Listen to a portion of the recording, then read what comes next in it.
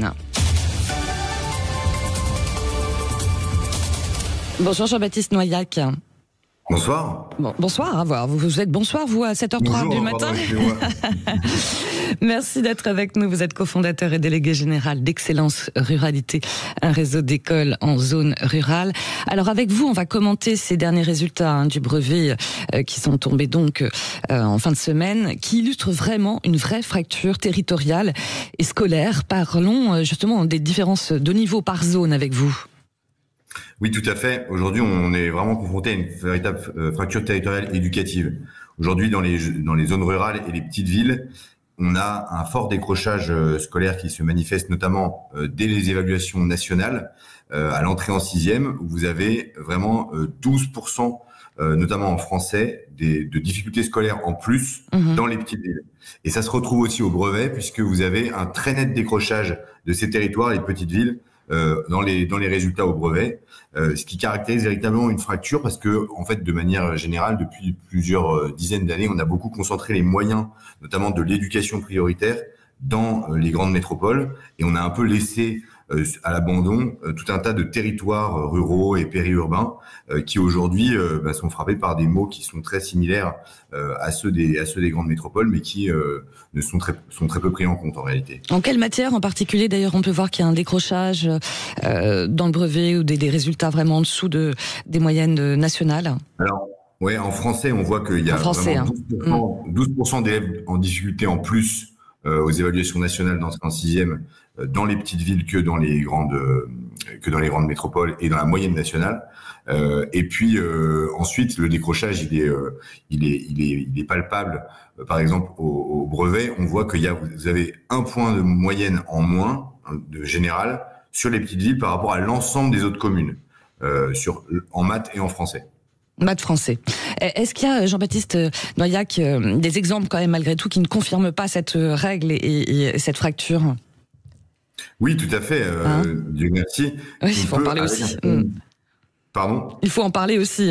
Il faut en parler, bien sûr. Avec un certain nombre d'outils, on peut trouver des solutions. On peut, à force de patience, à force d'outils pédagogiques adaptés, faire mentir le déterminisme sociologique qui peut régner dans un certain nombre de territoires. On a développé un réseau d'établissements scolaires qui s'appelle Excellence Ruralité, dans lequel on essaye d'offrir aux enfants des territoires ruraux et des petites villes les meilleurs outils pédagogiques, ceux qui sont généralement réservés à des enfants plutôt dans les grandes métropoles, dont les parents peuvent payer des écoles assez chères. Là, ces petits effectifs, ce suivi personnalisé, des professeurs qui sont aussi éducateurs, tout ça, on va essayer de le mettre à disposition d'enfants de milieux très modestes dans les territoires ruraux. Et ce qu'on voit, c'est que, grâce à ça, on peut permettre à ces enfants de s'arracher au destin scolaire qui leur était normalement prévu. Très concrètement, dans nos écoles, depuis plus de 4 ans maintenant, les enfants qui sont dans les 10% les plus défavorisés obtiennent aux épreuves écrites du brevet les mêmes notes que les 10% les plus favorisés. Donc on arrive vraiment à inverser la tendance. Alors là, très concrètement, on a même un établissement dans lequel des enfants sont vraiment dans les 10% les plus défavorisés, ils obtiennent les mêmes notes que les 3% les plus favorisés. Donc il y a vraiment une possibilité, il y a un espoir, je crois, une possibilité de faire mentir la sociologie, et c'est le rôle de l'école en réalité, c'est de s'attacher à faire en sorte que les destins individuels puissent ne pas être les mêmes selon qu'on vient nécessairement de milieux modestes. Ouais, il n'y a pas de fatalisme et encore heureux, quoi. C'est ça. Parlons d'ailleurs de vos collèges Excellence Ruralité. D'ailleurs, j'aime beaucoup forcément ce concept. Comment vous choisissez d'ailleurs les lieux où vous implantez vos écoles ? On s'installe dans des territoires où il y a au moins 25% de jeunes en décrochage scolaire, et dans lesquels vous avez un niveau social dans les 20% les plus modestes.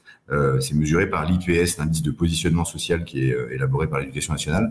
Et dans ces territoires-là, on est contacté par un certain nombre de bénévoles qui disent on veut monter une école sur le même modèle que celle que vous montez dans votre territoire, et on les accompagne à monter ces établissements, et on va mobiliser un certain nombre de professeurs expérimentés dans ces territoires, et puis des professeurs avec d'autres profils, des professeurs par exemple qui sont des jeunes qui ont fait 5-6 ans dans le privé et qui sont en reconversion, et on va accompagner ces deux types de profils de professeurs pour qu'ils puissent former une équipe cohérente au service des enfants, et on va les aider à développer notamment pas uniquement la dimension académique de leur métier, mais aussi la dimension éducative, parce que la question de l'estime de soi dans la lutte contre le décrochage scolaire est centrale, et donc ça suppose un vrai travail, une vraie connexion avec l'adulte pour pouvoir rebâtir cette estime de soi-même et puis cette confiance dans le monde adulte, cette confiance dans l'autorité. Et c'est comme ça que se forgent ces réussites scolaires. Et on voit bien que, encore une fois, il y a vraiment aucun déterminisme. On peut faire mentir ce déterminisme-là. On a une élève là qui est dans cet établissement qui aurait dû, si on s'en tenait uniquement à la sociologie, avoir 8 de moyenne. Elle a eu 14,5 si vous voulez. Donc c'est possible individuellement de faire advenir des résultats positifs auprès de publics qui normalement sont très éloignés de ces. Ouais, c'est ça. Et Jean-Baptiste Noyac, souvent on parle de crise de vocation chez les enseignants, enfin souvent, et voilà, qui a du mal notamment à recruter. C'est pas du tout le cas chez vous dans votre réseau d'écoles du côté d'Excellence Ruralité? Alors, c'est jamais évident de recruter dans les territoires ruraux. On a parfois des difficultés, mais je crois qu'on arrive à toucher une population de professeurs qui n'auraient pas passé les concours de l'éducation nationale et qui, en fait, aspirent à un métier de professeur, un peu comme une forme d'entrepreneur social, si vous voulez, qui sont prêts à s'engager beaucoup dans ce métier, mais qui n'ont pas envie de passer un concours pour s'engager pendant 40 ans, qui ont envie de pouvoir avoir une relation qui soit pas uniquement une relation, je dirais, académique avec leurs élèves, qui veulent pouvoir s'investir aussi dans la dimension éducative, être en contact avec les familles, en fait, faire tomber un certain nombre de barrières. Je crois que notre système éducatif est beaucoup miné par un certain nombre vous savez, de silos administratifs qui nous empêchent en fait d'entrer en relation et qui nous empêchent à un moment de connecter des personnes à des personnes.